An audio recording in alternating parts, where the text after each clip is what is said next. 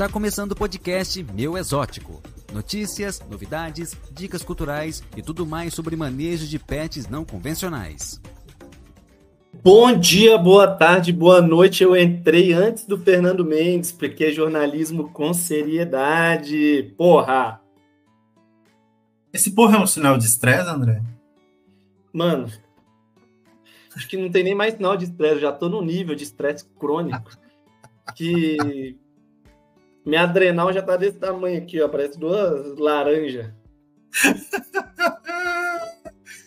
Falando em estresse, meu povo, hoje vamos falar sobre sinais de estresse em répteis. Como a gente pode perceber que os bichinhos estão estressados, como evitar esse estresse, né? Muito diferente, eu acho, que de um mamífero que dá sinais mais claros com relação a isso. Será? Eu acho. Acho que mamífero tem quase expressões faciais como a gente, sabe? Você até citou, acho que foi naquele episódio de dor, que você mostrou a escala dos gatinhos. Uhum. Não foi? Sim. Episódio 46. Viu? Exatamente. Que é um tema essencial para a gente, né? Aí, responsável aí por pets não convencionais, garantir o bem-estar e a posse responsável. E eu nem tinha pensado por esse lado, sabia? Porque semana passada a gente gravou de GTA, se não me engano. Foi, né? GTA. Foi, GTA. E aí eu falei, pô, essa semana vamos fazer uma coisa um pouco mais de manejo, um pouco mais dessas coisas, para não ficar muito padronizado. GTA, licenciamento, essas coisas assim. E eu nem tinha me tocado... do Ibama. Porra, imagina. E eu nem tinha me tocado, a gente tinha falado de dor no anterior. E estresse e dor... eles, principalmente nos répteis, ficam andam muito juntos. Porque muitas coisas a gente não consegue nem diferenciar o que é estresse e o que é dor. E não que a dor não seja estresse. Semelhantes, né? Porque dor gera estresse. Mas nem todo estresse, ele é físico. E nem gera dor. E para a gente começar conceituando, então, André, o que é estresse? Estresse, Fernando, é uma coisa muito importante, é comodidade na sua rotina. Isso a gente só consegue tirar o seu estresse, diminuir seu estresse quando você tem tempo para se cuidar, você tem tempo para cuidar da sua pele, cuidar da sua saúde, ir para academia. Porque estresse, Fernando, existe na vida. O que a gente tem que ter é equilíbrio. E para a gente ter equilíbrio, a gente tem que dar valor ao nosso maior bem. O nosso maior bem é tempo. Tempo a gente só tem se a gente tiver agilidade nos processos, se a gente tiver facilidade de fazer as coisas do dia a dia, e isso acomodo te dá, cara. Te dá. Porque ela te cobra um preço do produto, que é um preço normal. Se for em qualquer concorrente, vai ser um valor... É abaixo do concorrente, vamos falar. Isso que eu ia falar, ia ser um valor igual ou acima. Então é abaixo de muitos concorrentes por aí. E além disso, você não precisa ficar fervendo água, não precisa não sei o quê, e assim... Precisa criar grilo, não precisa criar... Eles patrocinam você está recebendo. Sim, é verdade, não vou mentir, não vou ser hipócrita. Sim, inclusive, muito obrigado, Comodo. Mas isso é uma verdade absoluta. Que, de fato, facilita muito a rotina, não ter que esquentar a água. Eu que me enrolo para fazer as paradas. Cara, você pegar, misturar ali na hora, já tá pronto, entregar, para mim é um diferencial absurdo. É o no stress. É um no stress. Setembro Amarelo. E agora, voltando, estresse, André. Conceitualmente, na medicina veterinária, o que conceitua estresse? Estresse, meu cara, é viver. Viver gera estresse. Não existe. E brincadeiras à parte, é fato, né? Quando a gente fala de estresse, são respostas fisiológicas a estímulos nocivos. E isso pode ter vários tipos. E quando eu brinco que viver é estresse, não é brincadeira, porque tem vários tipos de estresse. A gente está acostumado, como ser humano, a tratar estresse como problema para resolver, boleto para pagar. Mas isso é um tipo de estresse. Quer ver um estresse que todo mundo vive? Pô, você está na rua, dois caras de moto. Você tem um pico de estresse ali. A gente fala que é um... O seu medo é quando tem garrafinha d'água, né? Quando vem oferecer água na garrafinha, dá estresse, né, cara? Eu tenho medinho, mas às vezes eu vejo como uma oportunidade. Então, assim, estresse, tem vários tipos de estresse. Então, assim, você tem o estresse agudo, que é aquele estresse, cara, pico de estresse, adrenalina. Palavra-chave, adrenalina. Para quem é da área de biologia, veterinária, vai entender o que eu estou dizendo. É estímulo de sistema nervoso autônomo simpático. Esse é o eixo nervoso que está associado com estresse agudo. É isso que dá o que a gente chama de sistema de luta e fuga, que dá aquele pico de estresse agudo. Pô, vamos pegar a nossa vida, assalto, cara, meu primeiro encontro com a Ana Castela, quando for acontecer, pico de adrenalina, nervoso, normal, cara. Então, para quem você vai aí ser insuportável, então já vai se preparando. Na época eu já tive encontro com a Ana Castela, né? Então eu posso... mas é outra coisa. O feromônio que rola ali é diferente. É outra coisa. Como é que chama a ervinha lá do gato? Ai, caralho, me fugiu. Ervinha do gato? Pra onde está indo esse Fernando, catnip, meu caro, catnip. Sabe o que é catnip? Não. Joga no YouTube depois. Bom, enfim, o estresse agudo, aquele estresse da adrenalina, aquele pico e tal. Quando você fazer uma prova para a galera que está na faculdade aí, ou quando você fazer um concurso público, quando você vai fazer uma coisa que é importante, uma apresentação na empresa, o que for, estresse agudo, faz parte. E você tem o estresse crônico. Então, essa dor de cabeça, porra, trampo lá, tá dando um BO grande, caralho. Pô, as contas não estão fechando esse mês, não vai fechar a conta, você vai ficar pensando nisso o mês inteiro. Então, esse estresse é crônico. Ou uma doença que te causa um problema ali de maneira crônica. E até a nível celular, a gente fala em estresse oxidativo. Então, cara, a célula, para ela estar viva, ela está sendo submetida a estímulos que muitas vezes geram estresse nessa célula, tanto que ela morre, ela replica. Então, existe até estresse a nível celular. Então, viver é estresse. Se você não tiver estresse para viver, você não vive. Eu não consigo nem dar outro exemplo. Então, assim, é isso. E nem sempre estresse é ruim. A gente vai falar isso em algum momento, né? Ou não? Perfeito. Vamos, a gente vai falar que são estímulos mais negativos ou situações fora do equilíbrio natural, mas que eu acho que é um pouco disso que você explicou, coisas que saem da nossa rotina habitual, né? Eu acho que tem os dois. Só que, por exemplo, eu não gostei muito desse seu roteiro agora que você falou isso, não, tá? Deveria ter falado quando você tivesse lido antes. Mas eu gosto do fator surpresa, sabe por quê? É o estresse? Não, cara, porque o podcast, para mim, ele não é uma entrevista, ele é uma conversa. E aí, se tem roteiro, eu fico travado, eu preciso da minha mente, da criatividade, eu preciso que eu saia, eu não posso colocar olheiras ao meu... Você tem que falar o que está escrito, mas que a gente tem que entender normal, né? A mídia hoje em dia quer o quê? Controlar e direcionar o pensamento do público. Mas aqui não, meu caro. Aqui é liberdade de pensamento, é liberdade de expressão, com moderação, pelo amor de Deus. Com moderação do roteiro. Você censura para mim, eu não quero ser censurado.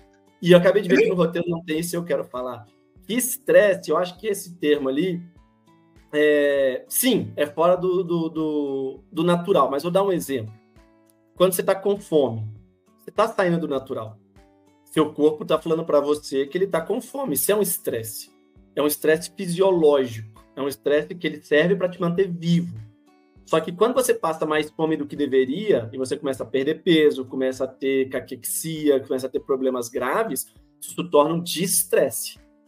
Distresse seria uma variedade do estresse em que ela passa o fisiológico. O que eu quero dizer com isso? Cara, sua serpente, num dia quente, passar calor é estresse, é normal. Isso vai acontecer em São Paulo, vai acontecer no Rio de Janeiro. Você nunca vai conseguir manter o recinto de um crested gecko no Rio de Janeiro na temperatura perfeita para o bicho o ano inteiro.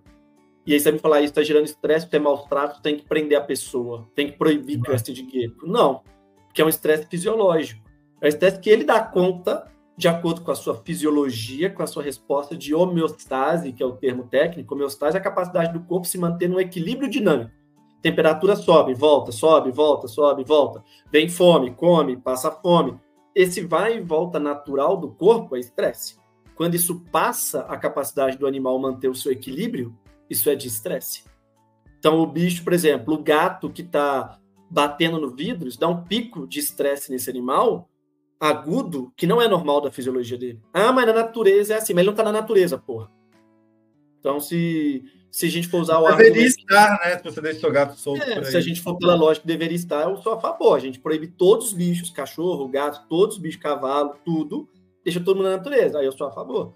Mas a partir do momento que ele está no ambiente doméstico, a gente tem um limite. Então, mas na natureza ele sente medo. Tudo bem. Então quer dizer que a gente pode te botar medo uma vez por semana? Porque na natureza o Homo sapiens sente medo? Porra, não é assim, tá ligado?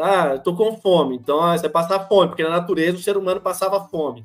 Então a gente tem que tomar cuidado com isso, que o estresse fisiológico a nível de ambiente doméstico é diferente do estresse fisiológico a nível natureza. Natureza, vida livre.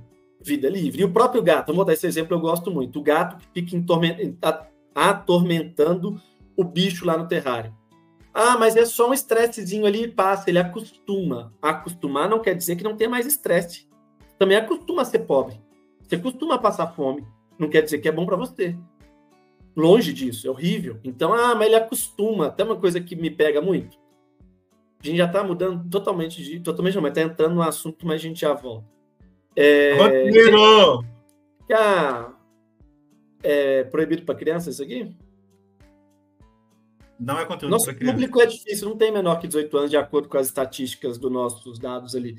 Então, pau no cu do roteiro. Televisão perto de terrário. Tipo, terrário que a televisão fica em cima, alguma coisa assim. Mas o bicho acostuma, eu vejo isso na prática. Cara, mas provavelmente você tem níveis de estresse crônico ali sendo mantidos. Então, é só você pegar uma pessoa, cara. A pessoa que mora numa rua extremamente movimentada, não quer dizer que ela acostumar, quer dizer que é saudável para o sono dela, não quer dizer que isso não vai gerar impactos fisiológicos na qualidade do sono dela. Então, acostumar não é ausência de estresse. Militou e contra dados no argumento, 0,2% dos nossos ouvintes é de 0 a 17 anos. Então, eu tinha olhado antes, o último episódio foi 0%. E qual a importância da gente reconhecer esses sinais aí? Evita doença? Pode causar morte, um estresse contínuo ali de um bicho? Cara, causar a morte diretamente por estresse, eu acho que é um pouco de exagero a nível fisiológico. Pode gerar outras coisas que podem gerar o óbito. Exatamente. Então, por exemplo, o pessoal vira e fala assim, coelho morre de susto. Não, ele não morre de susto. Ele morre de algum problema cardíaco que o susto pode ter gerado. Isso sim. Então, por exemplo, o bicho não vai morrer de estresse, mas ele pode morrer de um efeito fisiológico de estresse crônico, abaixando a imunidade, pegando uma doença e morrendo disso. Então, é esse tipo de situação que a gente tem que considerar. Mas morrer de estresse, eu acho que é um pouco... Como é que eu posso dizer? Agressivo com relação a isso, sabe? Aham.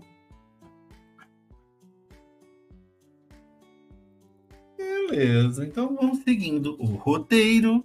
Vamos falar agora, então, sobre os principais sinais de estresse em répteis, né? Então, a gente categorizou aqui algumas coisas, né? Que a gente pode ver esses sinais. Eu acho que o primeiro delas eu acho que vai ser alterações comportamentais, como agressividade repentina em animais antes que eram dóceis. Aí eu até botei como exemplo ali, foi a Golda, né? Que recentemente, eu acho que foi um caso, para mim, mais... Um bicho que eu estou há muitos anos com ele, quase 10 anos, sei lá. Sempre foi extremamente dócil. E do nada o bicho virou no zaralho, abrindo boca, bufando, dando bote. Tipo, não me encosta, sai de perto de mim e tal. E aí que eu fui ver que foi uma coisa do tipo, que eu fiz um teste com ela esse ano. E aí, por que eu não tive isso nos outros anos com ela, né? O que foi a causa desse estresse dela?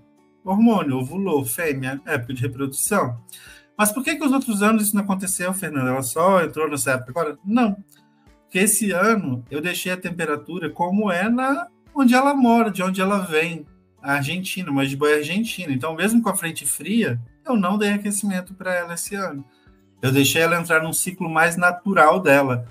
E com isso levou ela a ovular. Os outros anos com a temperatura ambiente, ou seja, época de reprodução para ela no clima de onde ela vive, as irmãs dela vivem na natureza lá, o frio era importante para que ela ovulasse. Como ela estava muito dilatada, isso provavelmente estava gerando algum tipo de dor nela, e que ela ficou puta, não queria contato, me deixa em paz, ou coisa do tipo. Então, essa agressividade repentina é um tipo de sinal de estresse que alguma coisa pode estar acontecendo, né? Tem outros sinais de agressividade, André? Eu acho que esse é um bom ponto para a gente começar, porque ele talvez seja o mais comum a todos os grupos. A jabuti, a lagarto, a serpente, eu acho que é muito coisa. Não, agressividade. Como resposta ao estresse. Pode ser por reprodução ou não, mas pode ser por outros motivos. Mas o comportamento, a agressividade, eu acho que é um dos mais comuns, assim. Isso vai para todos os bichos. E se a gente voltar no episódio de dor, era um sinal de dor também.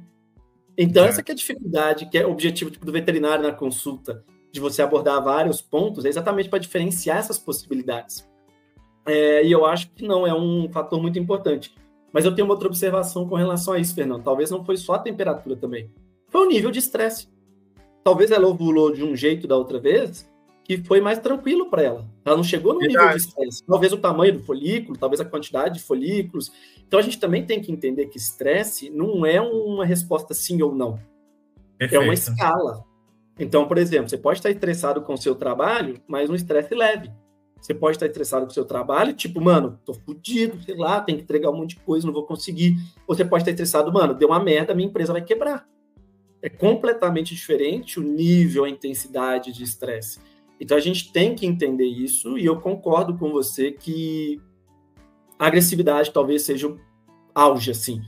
É o mais perceptível, é o mais evidente, é uma coisa que você tem que chamar a atenção se isso estiver acontecendo com toda certeza. Lembrando, a agressividade é um animal que era dócil. São coisas diferentes. Também. Não, minha hortulana tá me mordendo porque ela tá estressada. Não. Pelo contrário, a gente pode até pegar isso. A hortulana não está mordendo, isso que eu ia pode falar. ser uma alteração comportamental. Ao mesmo tempo que tem isso, a questão do tipo imobilidade, apatia, também pode ser, né, um sinal aí de estresse.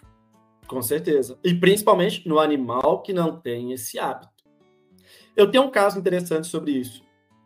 Quando eu tive meu primeiro gecko, ele ficava num terrário na sala, ele era um móvelzinho assim no chão. E eu tinha o Golden. E era um bicho que eu nunca via ele. E na minha cabeça, não tô vendo o gecko porque ele é noturno. E, cara, o bicho não saía nem para comer, para nada. Por quê? Porque ele viu o Golden passeando, e o Golden era curioso, ele ficava indo lá na porta, tipo, cheirando, olhando. Toda vez que ele saía, o Golden ia lá ver o que era, porque ele era curioso. Não que ele ia atacar nem nada, porque ele era super bonzinho, mas pro gecko... O bicho não sabia disso, né? Porra, um bicho gigante, pô, o gecko tem 100 gramas, um Golden de 36 quilos. Mano, eu não vou sair da toca. Isso é estresse.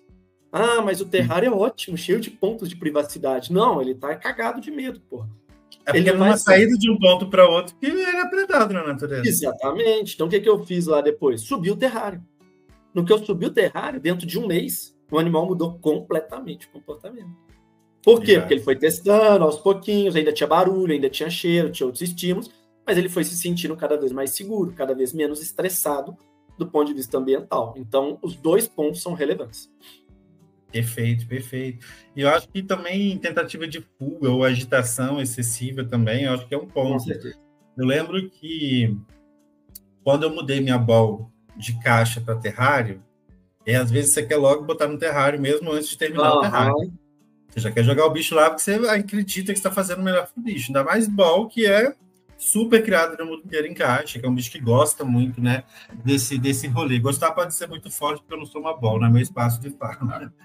Mas vai bem, vamos dizer assim. Mas eu lembro que o bicho, cara, rodava o terrário todo e andava, e eu, nossa, ela tá amando, olha como ela tá curtindo, explorando, até vir a primeira troca de pele, toda rasgada. Uma segunda troca de pele, toda rasgada. Eu falei, mano, não tá legal isso aqui não. Lembrando que troca de pele é um bioindicativo aí, às vezes, de algumas coisas, a gente vai falar um pouco mais pra frente também, como um dos sinais de estresse. E aí, cara, foi eu tirar ela e voltar ela pra caixa aqui, troca de pele normal, tudo voltou ao normal, o bicho comeu, até parar de comer, ele parou de comer nesse terrário, porque não era um terrário preparado para ela ainda, não tinha barreira visual, ela se sentia completamente exposta naquele terrário. Então, isso eu achei que foi muito legal de perceber isso. A gente acha, às vezes, que o bicho está amando, porque tá pulando no terrário, tá explorando tudo igual uma gazela lá, e não, o bicho tá putaço, assim, tá com medo, tá querendo sair dali, porque ele tá se sentindo completamente desprotegido com relação a isso, né? Então, essa tentativa de fuga, às vezes, você vai ver o bicho tentando sair do terrário e tudo mais, cara, alguma coisa tá errada. O bicho ficou lá, né? Às vezes aparece aqueles machucadinhos no focinho. Abrasão rostral, que a gente chama. Abrasão, perfeito. Porque às vezes é um momento que você não viu, mas ele pode estar tentando fugir em outros momentos, que ele não está tentando fugir porque você está ali, ele está se sentindo inseguro, inclusive, com a sua presença. Então, ele pode tentar sair. E na hora que ele vê um momento ali, ele quer vazar. É a minha oportunidade, não tem ninguém olhando, vou tentar vazar. É tipo Nemo, né, no filme, né? Exatamente. E isso é legal, Fernando, porque essas alterações comportamentais, elas não se limitam a nível psicológico. Elas também podem ter expressão física. Como você falou da dizer-que-dize, dizer-que-dize é um sinal de estresse em réptil. Mas dizer-que-dize não é com relação à umidade? Dizer-que-dize não é com relação a lugar para se esfregar? Também. Nem sempre vai ser uma coisa só, né? E nem sempre é só isso. Então, assim, por isso que é tão difícil ser um bom veterinário de réptil. Ao mesmo tempo que é fácil, que qualquer coisa que você falar faz sentido, basicamente, é muito difícil, porque você juntar todos os pontos para chegar no diagnóstico também e às vezes demora você entender todo o processo. E dizer que diz, cara, é assim... Eu tive um caso também que junta nisso com a Felícia, a Cisi. Quando eu me mudei para Curitiba, a primeira que diz dela foi horrível, usei em palestra. Parecia um papel triturado, assim. Horrível, horrível. E era o mesmo terrário, com as mesmas coisas. Eu mantive temperatura, mantive umidade, porque eu estava preocupado com relação à temperatura. E foi horrível. Por quê? Porque a gente tem que entender que o estresse, seja ele agudo ou crônico, ele tem alterações hormonais no bicho também. Então, existe um eixo que a gente chama de hipotálamo hipofisário, que vem do cérebro. Ele vai do cérebro, do hipotálamo, para a hipófise, que é uma glândulazinha na base do cérebro, e essa hipófise comunica com vários outros órgãos do corpo, inclusive com a adrenal. Seria o núcleo de estresse, assim, digamos. Então, a gente tem um eixo que é hipotálamo, hipófise, adrenal. Então, quando você tem estresse, esse eixo hormonal está alterado também. E aí você tem uma série de consequências fisiológicas, né, que tem a ver com o próprio bicho mesmo, assim, as questões de saúde dele. Isso está sendo afetado, só que você não vê. Apesar da gente ver o comportamento, a agressividade, questões físicas, mas a gente não vê essas coisas. Perfeito. E aí, já que você começou de questões físicas, né, vamos continuar nas questões físicas. Então, além de dizer que diz perda de peso, aspecto de abatido, tudo isso também pode ser estresse, né? Quer ver uma coisa interessante, Fernando? Voltando nesse negócio hormonal, quando o animal está estressado, normalmente está ativada uma via que a gente chama de glicogenólise. Glicogenólise é quando vai ser feita a quebra de substâncias do corpo, substâncias não, né? Moléculas do corpo, melhor dizendo, que vão gerar glicose para a corrente sanguínea. Então, você imagina assim, um bicho que está estressado. Um bicho que ele, igual eu falei lá no início, né? O sistema nervoso autônomo simpático. Ele fala sobre luta e fuga, muitas vezes. O que luta e fuga quer dizer? Quer dizer, mano, você vai morrer, filho. Ou você luta, ou você foge. Para você lutar e para você fugir, independente da escolha que você faça, você precisa ter energia. E energia para o corpo é glicose. E glicose no corpo, você tem que ou ingerir, ou produzir, quebrar coisa no seu corpo. Quebrar gordura, quebrar proteína. Então, um animal em estresse crônico, às vezes ele perde peso não apenas porque ele não está comendo, porque ele não vai ter apetite, mas muitas vezes porque ele tem alterações fisiológicas que levam ele a alterações metabólicas que fazem com que ele perca peso.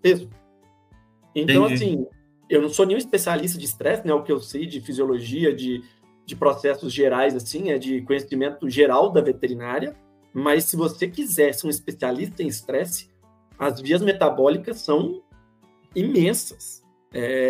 É impressionante o tanto que essas alterações podem afetar o seu corpo de maneira física, numa origem, entre aspas, psicológica. Eu acho isso muito pira, assim. Esse ambiente de comportamento, para mim, é fodarástico, né? Tem muita coisa com relação a isso. E coisa que a gente nem sabe, tá? Muita coisa que eu acredito que a gente ainda tem que aprender bastante. Ainda mais a gente falando de réptil, cara, que tem uma diversidade de espécies gigantesca. Eu falo, serpente assim não, mano. Cada espécie vai ser uma coisa com um comportamento completamente diferente.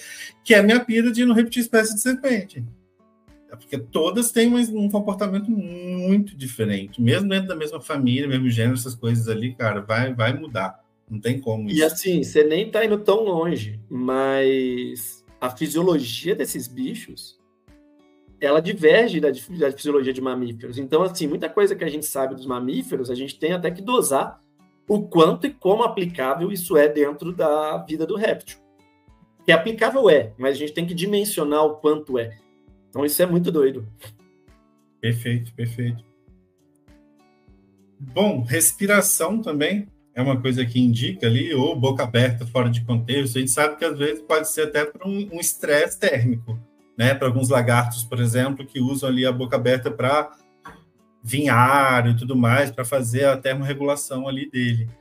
Isso se aplica a outros répteis também, tipo serpente? Sim, pode aplicar. A serpente tem outros hábitos de termorregulação. Então, por exemplo, virar o corpo, ficar com a barriga de lado. Mas lagartos fazem movimento gular, que a gente fala, né? Que é aquela movimentação do papinho. Testudines também. E é uma coisa interessante esse exemplo, Fernando, porque esse é um bom exemplo de estresse. A partir do momento que a temperatura sobe, que o animal consegue dimensionar a temperatura regulando por meio de comportamentos, é estresse. A partir do momento que ele é incapaz de fazer isso, seja por um tempo muito longo, seja por uma intensidade muito alta, isso passa a ser um estresse. Passa a ser um estresse acima da capacidade fisiológica daquele animal regular. Então, isso acho que é muito importante da gente ter em mente, que estresses vão acontecer. A gente tem que evitar o máximo de estresse, porque de estresse vai ter efeito fisiológico. E estresse crônico também não é saudável, ou seja, estresse que seja um tempo de duração maior do que deveria ser na natureza. Então, isso também não é legal. Então, uma fome muito longa, mas fome é estresse, é normal, é fisiológico, mas por um período longo, não. Então, acho que é importante a gente dosar isso também. Perfeito.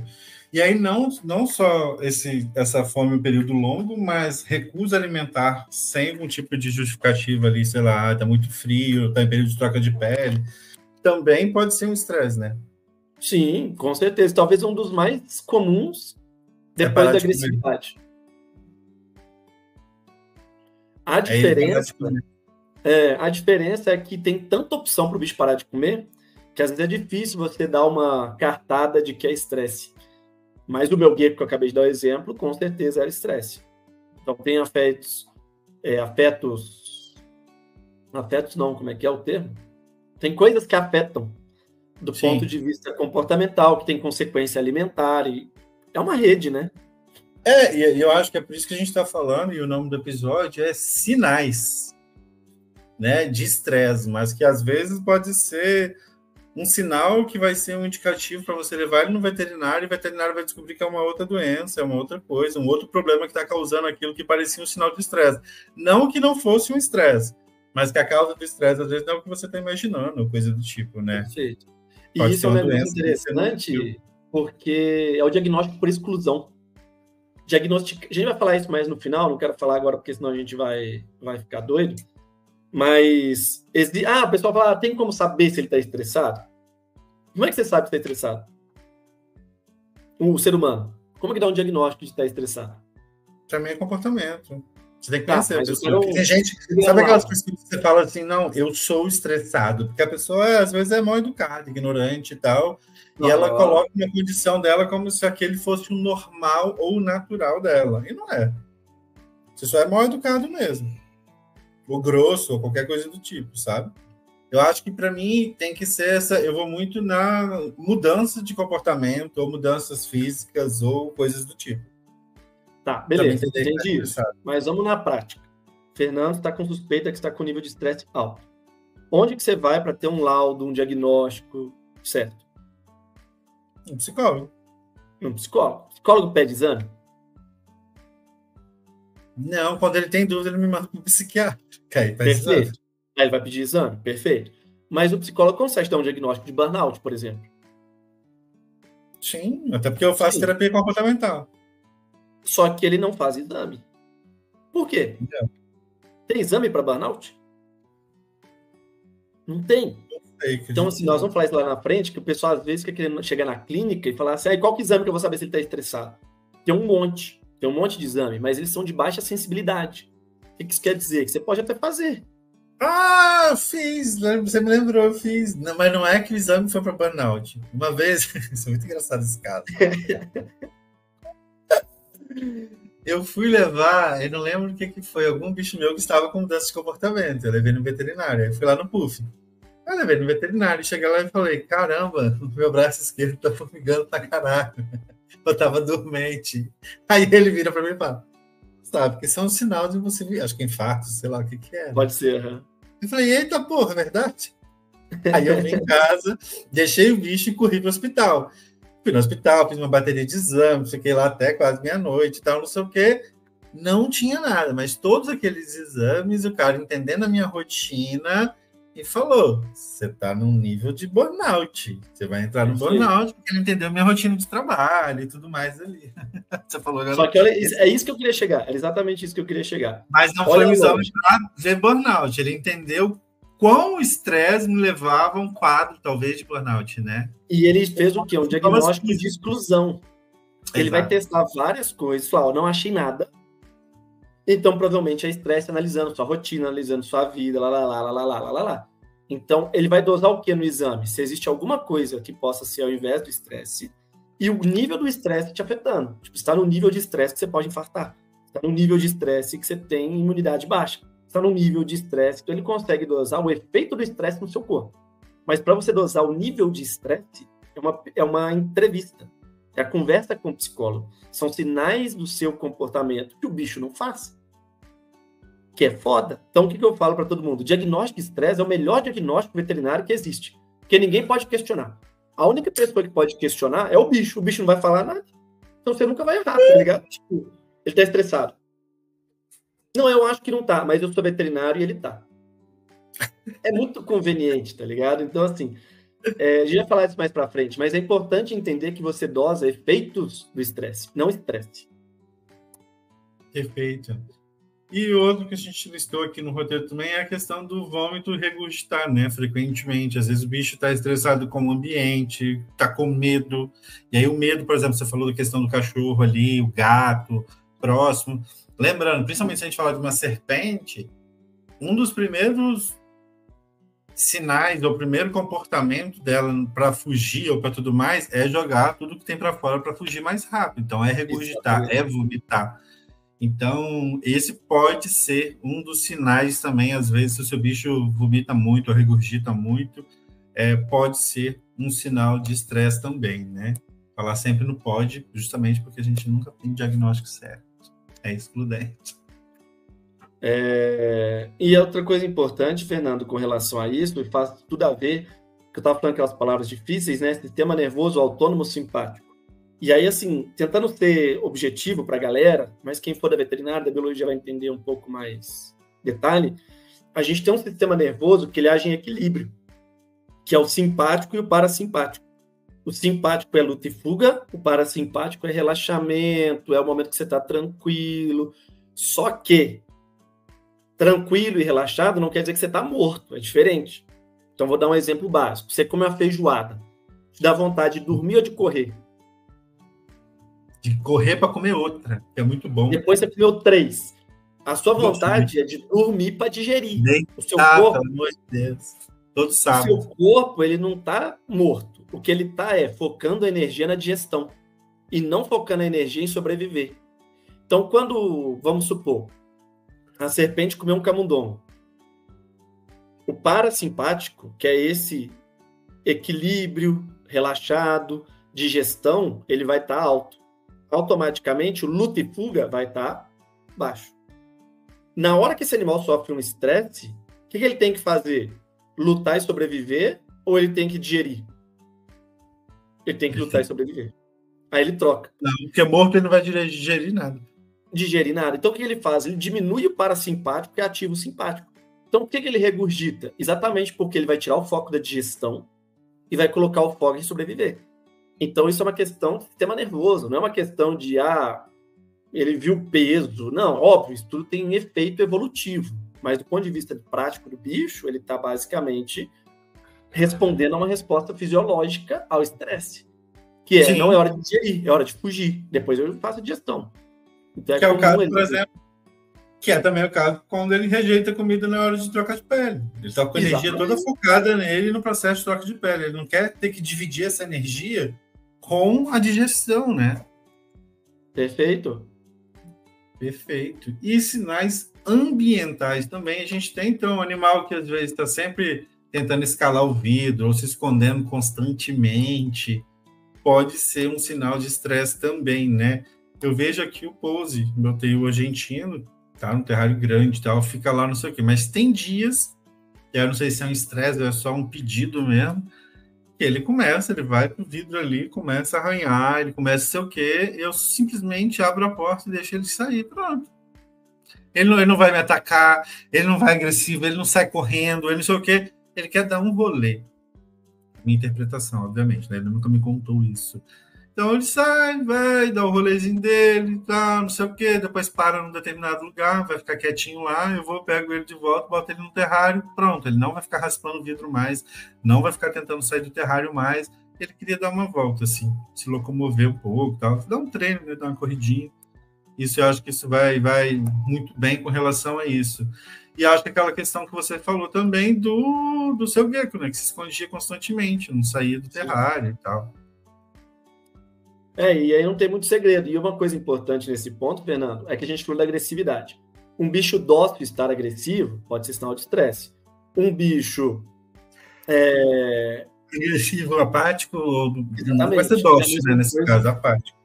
E a mesma coisa do comportamento. Um bicho calmo que está buscando muita atividade pode ser estresse. E um bicho muito ativo, então, por exemplo, no negócio do Pose aí, ele quer dar rolê, ele quer sair, ele quer ir em busca da liberdade, né? Nunca foi tão adequado esse exemplo, né? Ele está em busca de liberdade. E aí ele em busca de... Agora é o Oruan. Pose já está solto. A família. Ele está em busca de liberdade, mas você vai estranhar se um dia você chegar lá de manhã e ele estiver dentro da toca quieto. Você fala, eita, todo dia ele quer dar rolê. Vou ver temperatura, vou ver tudo, tá tudo igual. E mesmo assim ele tá quieto, pode ter alguma coisa. Sim. É bem sazonal, assim, eu acho, as saídas dele. Não é todo dia que ele quer sair. Então, tem dia, por exemplo, que ele comeu e não tá defecando, às vezes eu percebo isso. Ele quer andar para ajudar na digestão, que a gente sabe que, obviamente, que isso ajuda, né? A atividade locomotora ali ajuda na digestão. Então, você já vai percebendo um pouco desses comportamentos, assim. Teve uma outra época que ele estava muito parado, não sei o quê, e eu vi que era a umidade. Ele estava com dificuldade de trocar de pele, a umidade estava baixa no terrário, eu não tinha percebido isso. E aí, tinha até comentado com você, que eu dei um monte de banho e tudo mais dele, não sei o que, ele trocou de pele, mano, já mudou o comportamento completamente depois disso. Então, eu acho que também, além de tudo, a gente está jogando muitas vezes aqui exemplos de espécies específicas e tudo mais, mas tem que lembrar sempre do indivíduo também, né? É importante você conhecer o seu bicho. Porque não é porque eu tenho um bicho da mesma espécie do seu que vai ser o mesmo comportamento. Então, se o seu não mimetizar o comportamento que a gente está narrando aqui, isso não quer dizer que esse bicho está estressado, né? Ele só tem um comportamento diferente. E aí, aproveitando que você falou isso de indivíduo e de espécie, a gente podia listar aqui, mesmo não estando dentro do seu roteiro, sinais específicos por espécie. Então, por exemplo, um sinal que só gecko faz, que é o único que tem corda vocal. Só não, mas principalmente vocalização. Vocalização. Quem mais vocaliza? Jabuti. Jabuti é um bicho também que não é uma vocalização, mas é aquele ar expelido com força. Aquela bufada, né? São sinais. Jiboia bufa, que é diferente de outras serpentes. O que mais que você consegue me dar de exemplo por espécie? Os colibris também bufam. Carinana bufa, bufa. É diferente também, a bufada, né? Não é aquela bufada da jiboia. Ela não abre a boca e faz isso. É um arzinho também. Ela dá uma cuspida, né? É tipo isso. Ela enche o papinho aqui embaixo, assim, e dá uma jogada desse ar para fora. Então, quando ela joga, ela faz uma subida, vamos dizer assim, em vez de um chiado. Uma tosse, mais assim, né? Porque é meio agudo, meio grave, né? Exato. Então, outra coisa que a gente falou de serpente, que o pessoal, graças a Deus, quer dizer, depende da espécie, mas descarga cloacal. Descarga cloacal é um sinal de estresse agudo. Algumas espécies fazem mais, outras fazem menos. Então a gente pensa logo em negritos, às vezes em milk, que são colubrídeos que têm o hábito de fazer isso, mas eu já levei descarga de jiboia, já levei descarga de outras serpentes. Também acho que depende muito do nível. Nível de estresse, talvez, para esses outros espécies. Os colubrídeos é mais baixo, né? Exato. O colubrídeo, eu acho que ele é mais suscetível a fazer descarga. Os boídeos também vão fazer. Os lagartos também. Você faz contenção num lagarto, ele te solta um jatão de E não só descarga cloacal, porque descarga cloacal, a gente está falando da glândula cloacal, que libera uma substância fedida, horrorosa, que é para isso. Mas também urinar e defecar. Exatamente. Jabuti, urina bastante. Acho que lagarto é mais descargar e mijar do que descarga cloacal. Não sei se eles têm descarga. Sim, e aí varia, por exemplo. Tem lagarto que tem bexiga, tem lagarto que não tem. Então, iguana tem bexiga. Jabuti, tigre d'água, tem bexiga. É mais comum eles terem reserva de urina ali para liberar em você. Então, cara, tigre d'água, direto. Você pega o bicho e já mija no você na hora. Suja inteiro. Então, tem isso. Você pega um Pac-Man para botar ele no banho, não sei o que, a primeira coisa que ele faz, ele solta vários jatos, gente. Tá falando de jatos de xixi. Mas ele solta vários jatos de xixi ali, cara. Meu Milk já fez isso também. O Milk também, né? Exatamente. Já fez o Milk ainda solta o leite também, por isso Milk, né? O meu na pele, começa a ficar leitosa. Não, mas já viu o senhor fazer isso? Não. Também não. Agora, tem outros sinais, você falou da descarga, mas a serpente ela tem alguns sinais interessantes também disso. Os colubrídeos, por exemplo, que é bater a cauda, né? Vira um chicotezinho, fica batendo a cauda o tempo inteiro. Então, você tem isso nas serpentes também. E em jiboias, alguns boídeos, que é o cone. Não sei se você já viu que ela faz com a ponta do rabo. Ela faz tipo um conezinho assim, sabe? Parece um rocambole, sei lá. Enrola o rabo. Mano, você vê o bicho que tá com o rabinho, a ponta do rabo todo enrolado ali em boídeo, mano, vai tomar. Vai tomar, com certeza o bicho tá falando, mano, não. Então, eu acho que tem isso, e às vezes até o corpo enrijecido. Por isso que a gente fala, às vezes, quando você vai retirar uma serpente, toca e tudo mais nela, você vê que ela já tá toda assim, retraída ali, não sei o que, mano, o bicho não tá querendo.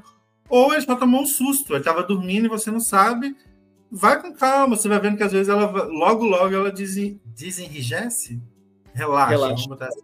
Ela dá uma relaxada e aí você consegue pegar ela. E fica de Quer ver um óbvio que a gente não falou nesse episódio também? O formato de duplo S. Preparar para bote em serpente. Verdade. Que é uma leitura corporal. E aí, mano, é o que eu tava falando lá no início do episódio. Será que é difícil entender estresse em réptil? Ou será que a gente quer ler estresse em réptil como se fosse um mamífero? Esse que é meu ponto. Hoje, cada dia eu tenho mais certeza disso. De que não é que a gente não entende, é que a gente quer interpretar de maneira individual. A gente conhece menos comportamento. Então, para você identificar mudanças de comportamento, é mais difícil. Eu acho que talvez para mim seja mais simples, mais fácil, porque eu não tenho mamífero nem convivência com mamífero, então eu não projeto isso em mamífero. Você tem, porque o brasileiro tem. Porque você teve cachorro a infância inteira. Você viu cachorro a infância inteira. Na fase adulta eu tive cachorro também, mas eu nunca me liguei nessas coisas. Se ligava. Involuntariamente você se liga. Você está acostumado. Por exemplo, vou te dar um exemplo básico. Se eu chegar numa sala de alunos de veterinária e perguntar, me dá sinais de estresse em cachorro. Todo mundo sabe. E não necessariamente são sinais de humano. Pode ser no primeiro ano, ele não teve nada de veterinária, nada de biologia. Porque é normal, você convive com o cachorro da sua avó, com o cachorro da sua tia, com o cachorro de tudo. Mas você não convive com o réptil durante a sua vida. Então você não observa, você não gera esse olhar crítico. Você não gera esse olhar, porque eu falo assim, que medicina é você encontrar o anormal comparado ao normal. Se você não conhece o normal, é mais difícil você entender o anormal. Então, olha o tanto de sinais que eles dão. Eles dão muitos sinais. Pode não ter expressão facial, você foi cirúrgico nesse ponto, que expressão facial realmente eles não têm. Mas eles têm um monte de outra coisa. Expressão corporal, comportamento, cara, muita coisa. Só que a gente não vê. Exato. E aí, um outro também que a gente fala sempre, aí, que é ainda ali finalizando os pontos de os sinais ambientais, é o uso errado, às vezes, do ponto de calor, por exemplo, no terrário, né? Que gera um desconforto térmico ali, que é os bichos, às vezes, abrem a boca, que a gente falou um pouquinho que dá termorregulação também, que eu acho que pode ser um puta de um sinal ali para entender, principalmente nos casos dos répteis ali. E aí agora eu tenho uma pergunta. Por que às vezes eles têm um lado frio, mas eles insistem em ficar ali no calor, com boca aberta, tentando fazer termorregulação, e eles não saem do calor e vai para um lado frio? Às vezes eu não entendo isso também. Porque se ele está termorregulando, talvez ele não é um ser humano que faz um cálculo, tipo, eu tô com calor, vou tirar a blusa. Tipo, se ele tá termorregulando e tá mantendo a temperatura corporal dele onde ele precisa... Tá funcionando, né? Ele pode continuar. Ele sair de lá. Exato. E assim, você tá no sol, na praia, tá um calorzão insuportável, você abre uma Heineken, você fala, não vou sair do sol. Exato. Você podia sair do sol. E assim, tem uma coisa também que a gente não sabe como que eles lidam. Então, você pega a serpente, por exemplo, que morre queimada na lâmpada, morre queimada na placa, a gente não sabe como que ela lida com isso. Então, assim, é a história da gente querer levar para a praia na Heineken um ser humano e comparar com a iguana tomando sol. Perfeito, não é essa a conta, né? Então, assim, por isso que eu acho que a obrigação nossa para evitar estresse é a gente dar o melhor ambiente de acordo com a biologia da espécie. Aí o bicho se regula. Agora, se ele não está conseguindo se regular, você tem que entender. Será que ele tem um problema fisiológico e na natureza ele ia morrer? E aí você não quer que ele morra, você vai ter que intervir? Ou será que ele não está com alguma capacidade de expressar o seu comportamento natural que garantiria sobrevivência? Então, você tem que dar para ele essa oportunidade. Então, assim, o primeiro passo para a gente falar de como evitar o estresse é a gente entender quais são as causas mais comuns. Então, tipo, como é que a gente vai evitar estresse? Tá, mas o que é normalmente estresse? Acabou de falar. Oferecer um gradiente térmico que não seja adequado para a espécie. Isso é estresse. Oferecer um recinto que as estruturas ambientais não são adequadas para a espécie. Um recinto terrestre para o bicho arborícola, um negócio arborícola para um bicho terrestre. Você não está dando para ele a oportunidade dele expressar o seu comportamento. Isso gera estresse, gera angústia, gera frustração. Até saiu um artigo agora, né, recente, pode fazer um, tá publicado dele, semana que vem, sobre frustração em jabuti. Até bombou no Instagram, a galera postando e tal, mas um trabalho que mostrou que jabuti é capaz de sentir frustração. Tipo, todo mundo sabe disso, é meio óbvio, mas eles demonstraram cientificamente de que o bicho sente frustração. Eu acho que sente frustração. Sim, exato. E indo então, dando uma passada rápida, porque acho que a gente já falou da maioria dos tópicos, das causas mais comuns de estresse, né? Eu acho que o recinto ali, o terrário inadequado, né? Seja tamanho, temperatura, iluminação, umidade fora do ideal. Acho que tudo isso... Localização, pegando muito sol, pegando muito vento, perto da televisão. Um animal noturno num local que passa muita gente de dia. Terrário sendo usado como hack de TV, o som, aquela trepidação toda. Então, tem que lembrar que som é onda, é vibração, né? Na toa que você tem, por exemplo, as pessoas que têm deficiência auditiva, às vezes, elas entendem som, entendem música por meio de vibrações com relação a isso, né? Excesso de manuseio ou manuseio incorreto, vamos lembrar que, não é raro, aquela que é de famoso meme, né? É raro, mas acontece muito, hortulana morrendo porque o cara acredita que vai amansar o bicho se ele ficar 24 horas pegando esse bicho na mão, mano. Então, assim, isso é maus tratos com o bicho que não tem um comportamento para isso, cara. Na minha opinião, isso é maus tratos, cara. Você forçar o manuseio de um bicho para mudar o comportamento dele. Você tá fazendo assim porque você tá vendo que você tá travado, cortado? Tá só metade da minha cara travada. Aquela coisa da psicologia, esqueci o nome que tem, assim. Chama simetria. E eu acho que o convívio forçado com outros animais, que você deu o seu relato aí do Luan, né? E aí eu acho que é importante aí, vou ficar aqui. É importante aí também, Fernando. Deixa eu tirar. Deixa eu trocar aqui. Caraca! Bom, você está fugindo do convívio forçado com a sua autoimagem. Será que é um diagnóstico de bipolaridade? Bom, mas enfim, uma coisa que é importante é que assim, a gente não está dizendo que você não possa deixar um animal mais dócil, estimulando ao contato, mas é uma geração de confiança. Isso é um processo. E você acelerar o processo acima do que a espécie consegue lidar, é o conselho de você trocar estresse por desestresse. E como que você sabe que é o limite? Observando o comportamento. Tem até um artigo legal, eu não vou colocar aqui, porque senão a gente vai ficar muito tempo que eu me empolgo, mas um artigo que fala como manejar o seu dragão. A duração do manejo... Tem um filme também, Como Treinar o Seu Dragão. Então, é uma brincadeirinha com isso, né? Ainda bem que você é bem esperto, entendeu? Feliz. Mas o tempo de manejo do seu Bearded Dragon, né? Do seu Pogona, afeta o seu comportamento? Bearded Dragon, gostou? E aí ele avalia exatamente isso. Tipo, o tempo que você maneja o animal, se aumenta o nível de estresse do bicho. E sim, quando você maneja por mais de 5 a 15 minutos, nesse caso, ele começa a mostrar comportamentos de ansiedade. Óbvio, naquele caso, com aqueles animais que não estavam acostumados. Então, talvez o que esse artigo traz para a gente a nível de estresse é, quando você tem um Pogona estressado e você quer fazer com que ele fique menos, que ele tolere melhor o manejo, o limite talvez seja 5 minutos de interação por dia. 5 minutos de interação de manhã e 5 à noite. E aí você vai acompanhando os comportamentos que a gente acabou de descrever, que são comportamentos de estresse, para ver se esse animal está respondendo bem ou não. E aí você vai construir uma coisa, né? Mas a galera hoje em dia não quer construir nada, né? Não quer construir relacionamento, não quer construir nada, né? Imediatista, né, André? Gen Z. Mas já coloquei ele, tá no backlog, 2 artigos para estar publicado, de Pogona e de Jabuti. Cobrarei. Já vou colocar aqui, eu tenho ele no...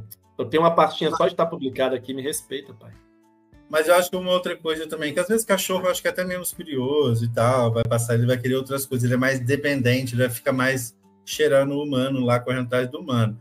Mas gato, eu vejo que é um bicho muito curioso, que fica em cima do terrário, então ele fica na frente do terrário, ele sobe em cima do terrário e tal, que para mim é um estresse do caramba, porque, pô, o bicho fica ali, o predador tá lá em cima. E esses bichos, geralmente, que são muito terrestres, que se arrastam quase, lagartos não, mas também se arrastam meio que no chão ali, parte do corpo. Tem um predador ali em cima, principalmente um felino, com aquele orelhão assim, ó, olhando para ele, cara, eu acredito que é um estresse bem desnecessário pro bicho. Aí tem gente que vai falar, mas o meu bichinho sai quando o meu gato tá ali, anda normalmente e tudo mais. Aí, na sua opinião, esse bicho acostumou? Não tem mais medo, não tá mais estressado, ou ele tá indo num comportamento mais de sobrevivência, que tipo, mano, eu preciso sair para comer? Cara, eu vou ser sincero, em réptil, eu acho que ele não sairia para comer. Não, né? Não. Mas não quer dizer que é saudável também, tá? São coisas diferentes. Então, por exemplo,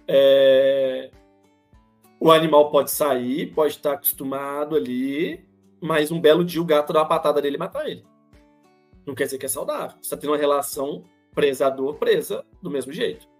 Então tem que tomar esse cuidado. Eu acho desnecessário ter gato e cachorro. E quiçá junto. Brincadeira. A sua sorte, Fernando, é que você é incancelável, porque ninguém te cancela. Porque, cara, o que você fala aí, 70% das pessoas falassem já estariam cancelados. Tenho nenhum hater, graças a Deus. Não, deve ter um monte. Hã? Deve ter um monte. Mas são aqueles haters que falam de mal só nas costas. Na frente vem, ai, me abraça. Tá lá mandando mensagem elogiando, perguntando as coisas o tempo inteiro. Fala mal nas costas, mano. Não julgo, falo mal de tanta gente também, né? Não. Eu tenho mais stalker do que hater. É verdade. Dieta desequilibrada, falando em stalker, dieta desequilibrada ou oferta de presas inapropriadas também é um estresse, né? Às vezes você dá um bicho muito maior do que o que deveria estar na dieta do bicho, então o bicho vai ter problema para engolir, vai ter problema para digerir, vai ficar ali, por isso que às vezes até vomita, né? Isso também é um problema. André? Sim, concordo. Ai, bati um negócio aqui, voou as telas, achei que eu tinha saído. Tô muito incomodado com essa tela pela metade. Você sair e voltar não funcionou, né? Tenta de novo. Não dá. Se você mudar a tela, aquelas que abre e fecha assim. Não. Nem assim, cara, aquelas que mudam. Isso aí aconteceu, hein? Tecnologia, né? E agora, doutor, eu acho que como evitar ou reduzir o estresse é fazer tudo aquilo que a gente falou até agora, que não é para fazer. Então, exatamente, às vezes até prever isso. Então, prever o que você está fazendo, que pode causar estresse, para que você possa ocupar esse espaço de, literalmente, prevenção, né? De evitar que aconteça e de saber o que pode causar o estresse. Acho que essa é a mensagem do episódio de hoje que a gente queria passar. É entender o que pode causar estresse. Voltei, cara! Desliguei, liguei de novo a webcam. Eu vi. E aí o objetivo era exatamente você entender, tipo, você fazer uma lista. O que pode causar estresse no meu bicho? Vamos trabalhar para evitar isso. Acho que é prevenção. Exato. Então, se a gente listou aqui, né, fazendo um checklist, montar um ambiente adequado com tamanho, gradiente térmico, gradiente de umidade, esconderijos, respeitar a rotina e comportamento natural daquela espécie, igual o André falou, é um bicho noturno e você fica o dia inteiro querendo manusear o bicho e tudo mais. E por isso a gente tem lá no portal do Meu Exótico, o Meu Exótico Ideal, onde você vai falar da sua rotina e o teste vai te falar qual é o exótico ideal para você ali. Então, um manuseio excessivo, que a gente acabou de falar do exemplo das hortulanas aí, oferecer alimentação correta em horários consistentes, então, importante também, o bicho come de noite, não que o bicho não vai comer durante o dia, às vezes o gecko, se oferece de dia, ele vai comer, mas não é o horário de comida dele, ele vai ali talvez pela oportunidade, né, que muitas dessas espécies são oportunistas, ficam ali quietinhas esperando um bicho passar na frente para ele só abocanhar. Acho que higiene e controle de recinto, né, sem alterar bruscamente o ambiente. Então, cuidado com troca de substrato, né? Toda vez que o bicho caga, que você tem que trocar o substrato inteiro do ambiente. Toda troca radical, vamos colocar assim, o total de substrato, acaba gerando estresse, porque está tirando os cheiros, está trazendo novos cheiros. Então, principalmente para serpente, isso é uma coisa que ela, como se ela estivesse entrando num terrário novo. Então, cara, acho que fiz aqui essa semana. Troquei tudo, limpei tudo dos terrários. A Cizi não saiu para comer. Eu troquei tudo, eu troquei tudo tipo, no sábado, alimentei na segunda. Cara, e aqui em casa eu só coloco os bichos no comedouro, ela sai, come e volta pra toca. Ela é muito assim, ela sempre foi assim. Ela não saiu. Aí eu coloquei, tipo, tarde da noite, para meia-noite, 1h, acordei às 6 da manhã, vi que ela não tinha comido, fui lá e ofereci na pinça. Ela comeu na hora, mas ela só tirou a cabeça da toca, voltou pra dentro, engoliu o bicho lá dentro, não saiu para pegar outro, tive que oferecer na portinha de novo, iFood total, para ela conseguir comer. Então, assim, quando você começa a perceber, é muito evidente. É muito maneiro isso. É muito. E consultas veterinários, consultas veterinários especializados, eu acho que regulares também, né? Eu acho que fazer esse check-up é muito importante para você entender essas coisas. E aí não precisa, lembrando, você não precisa esperar nenhum sinal de estresse para você levar o seu bicho no veterinário para fazer um check-up, né? Isso faz parte, como o André falou ali, das prevenções ali, da listinha de prevenção, de como evitar esse estresse ali. Então, acho que é bem importante. E aí, Fernando Mendes, se você me permite estender um pouquinho aqui o nosso conteúdo, eu acho que é importante falar para as pessoas sobre questão de exame como veterinário. Então, a pessoa fica ansiosa, às vezes, tipo, eu quero um exame para ver se tem. Gente, infelizmente, não existe um exame para réptil que tenha boa sensibilidade. O que é sensibilidade? É você fazer e o resultado ser fidedigno. Então, por exemplo, o que você pode fazer? Um exame de sangue. Você vê estresse no exame de sangue? Não, você não vê estresse no exame de sangue. O que você vê, às vezes, é alterações das células de defesa, mas isso é um sinal do que o estresse pode causar em níveis extremamente graves. Por que a sensibilidade é baixa? Porque tem bicho estressado que não vai ter alteração no exame de sangue, e vai ter bicho com alteração de exame de sangue que não é por causa de estresse, que é por outros motivos.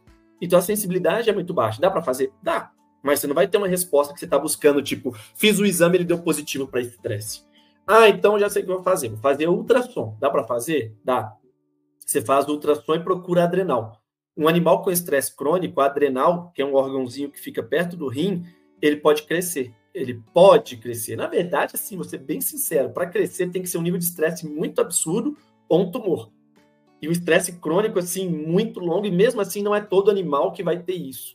Diria, assim, até que nem cresce, porque é um órgão que a gente não tem crescimento ao longo da vida, é só se realmente tiver alteração, se tiver uma hiperplasia, alguma coisa assim. E outra, como é que você saber que cresceu? Só se você tiver feito ultrassom nele antes. E outro, o ultrassom, ele tem uma margem de erro. E a adrenal de uma cobra é do tamanho de um grão de arroz. Ou seja, a chance de você ter um erro analítico, que é um erro do exame, é gigante. O André é muito burro. Tem um exame muito fácil de fazer, porque estresse tem a ver com cortisol. Parabéns, burro é você. Porque réptil, a gente não dosa cortisol. A gente dosa corticosterona, que é um outro hormônio muito parecido, praticamente a mesma coisa, só que a molécula é diferente. Então, você tem que dosar corticosterona e não cortisol. Dá para dosar? Dá. Só que nem sempre a corticosterona vai responder de maneira efetiva no réptil. Você pode ter animal estressado que a corticosterona não subiu. Você pode ter animal com a corticosterona alta por outros motivos, por alterações hormonais. Você pode dosar, para você ter noção, frequência cardíaca. Pode ser um sinal de estresse. Aí você dosa a frequência cardíaca. Dosa não, né? Você mensura a frequência cardíaca na consulta com Doppler, lindo. Mas o bicho está estressado da consulta. Como é que você me diz que essa frequência cardíaca alterada é da consulta ou é de um estresse que ele está passando por um tempo? Dá para dosar glicemia. Glicemia tem efeito com isso. Então, assim, cara, tem uma caralhada... Igual tem a parte que não está comendo. Pode ser um exame de fezes, pode botar parasita. Tira ele, volta a comer e nem era estresse. Porque ele estava sem energia, porque a parasita está comendo toda a energia dele, né? Ou estava com dor de barriga, estava com enterite, estava desconfortável. Então, assim... Estava impactado. Exame para estresse, hoje, não existe nenhum em réptil que seja... E não estou dizendo a nível clínico, até a nível... E se levar o réptil no psicólogo veterinário, André, que agora é moda, né? Tem terapia. Então, e aí está até uma discussão. Existe psiquiatra veterinário? Segundo algumas coisas que rolaram por aí, tá tendo terapiazinha de ir lá, sentar no consultório e vai falar au. Se ele falou... Não, mas aqui, falando sério agora, não é zoeira, não. Não é charlatanismo, mas assim, até o termo, estava discutindo com o pessoal do conselho aqui outro dia, se o termo psiquiatra de animal é correto. E a gente foi pesquisar nas origens, assim, tipo, mano, é o médico do comportamento. Tipo, teoricamente, a gente foi fazer uma pesquisa sobre o termo, o significado e tal, teoricamente até se aplica. Ele não vai trabalhar por meio de palavras. Seria vai mais etologia do que psiquiatria? Quando você, na veterinária, no mundo animal, não seria mais etologia do que psiquiatria? Eu prefiro, mas talvez usar o termo... É mais vendável, né? Quê? É mais vendável psiquiatra do que um etólogo. Talvez seja mais vendável, mas assim, mesmo assim, a princípio... parece que está correto. Mas, enfim, é outra discussão aí que não vem ao caso. Mas o que nós estamos fazendo é um tipo de psicologia, psiquiatria, talvez, quando você avalia o comportamento. Não deixa de ser. Então é isso que eu tenho para te oferecer. Obrigado, André. E a gente, mensagem final, então, que a gente pode reforçar. O estresse é um dos maiores fatores predisponentes a doenças em répteis ou não? Não tem estatística que dá para a gente afirmar. Acho que falar que é maior, menor, a gente está comparando com algo. Isso eu não me sinto confortável em dizer dessa forma. Temos dados, né? Mas que é um importante, realmente é, com certeza. Então fica aí de mensagem final para a galera cuidar do bem-estar, vai muito além da estética do terrário, né? É muito sobre saúde e responsabilidade ali. E se você notou algum desses sinais ali no seu bichinho que a gente tratou aqui e tudo mais, procure um veterinário especializado em pets não convencionais e continue acompanhando aqui nosso podcast. A gente falou de dor, a gente fala de manejo, vários desses sinais aqui, a gente fala dos nossos conteúdos ali, os nossos manuais, tem muita informação sobre comportamento, sobre manejo desses animais todos ali. Agradecer mais uma vez você que ficou até aqui neste episódio também, sem estresse com a gente. Espero que você não tenha se estressado nesse episódio. Não era esse o objetivo. Não fique estressado ou com medo do seu bicho, mas observe ele certinho e agradecer a Komodo, que não nos deixa estressar com criação de inseto, por exemplo. Tem o Komodo Alimento, agora tem purê de frutas que a gente pode amassar, você não precisa se estressar na hora de pensar no alimento do seu pet não convencional, dos seus répteis e anfíbios aí. Vou te falar que eu achei um artigozinho aqui, parece legal, viu? E se você gostou desse episódio, há grande chance de você também gostar do episódio 46, aí pule 2 casinhas para trás, já que esse é o episódio 48, que é o episódio sobre répteis sentem dor, e a gente falou bastante sobre isso lá também, sobre comportamento, sobre manejo, sobre recinto, e é bem legal. E lembrando que agora faltam 2 episódios, um episódio e no outro próximo é o nosso episódio de número 50. A gente quer fazer algo bem especial aqui, então deixem nos comentários o que vocês esperam, uma live, uma virada. Podia ser um podcast com você vestido de dinossauro. De o quê? De dinossauro. A gente vestido de dinossauro? Eu não tenho nada aqui, mas eu posso procurar. Você tem? Eu tenho urso só. Vai ter que ir atrás de alguma coisa para buscar essa fantasia. Eu tenho só os pezinhos, as pantufas de dinossauro, eu tenho só pantufa mesmo. E nada mais do que isso. E vamos de dica cultural para encerrar esse episódio. Toda semana, mano. Eu não consegui nem ver nada da última semana até essa. Calma, meu jovem. Eu tô aqui para você não se estressar. Você não precisa se estressar. Eu vou dar uma dica cultural boa. Filmaço na Netflix, O Ritmo da Vingança. Mano, uma mina, a família cai um avião, ela achava que era só um acidente, perdeu a família toda, de repente um jornalista sempre, olha aí, as dicas culturais estão muito jornalísticas ultimamente. Tá vendo? Um jornalista investigativo vai lá e fala para ela, cara, não foi um acidente não, tá? Foi uma encomenda, queriam matar fulano. Entre os mortos tinha um filho de uma galera com muito dinheiro. Isso tá em alta, hein? Então, ela se prepara muito, vira uma super ciborgue, vai lá nessa família e fala, me dá dinheiro para me matar todo mundo, vou matar todo mundo para vocês não precisam se preocupar não, a galera financia ela e ela sai matando todo mundo, é maravilhoso, gente, você que tá aí pensando em matar alguém, tirar, mas é muito bom mesmo o filme, assim, para quem gosta de um suspensezinho com ação ali, da hora. O Ritmo da Vingança, filme na Netflix, e assim encerramos esse episódio. Sem vingança e sem estresse. Até a próxima.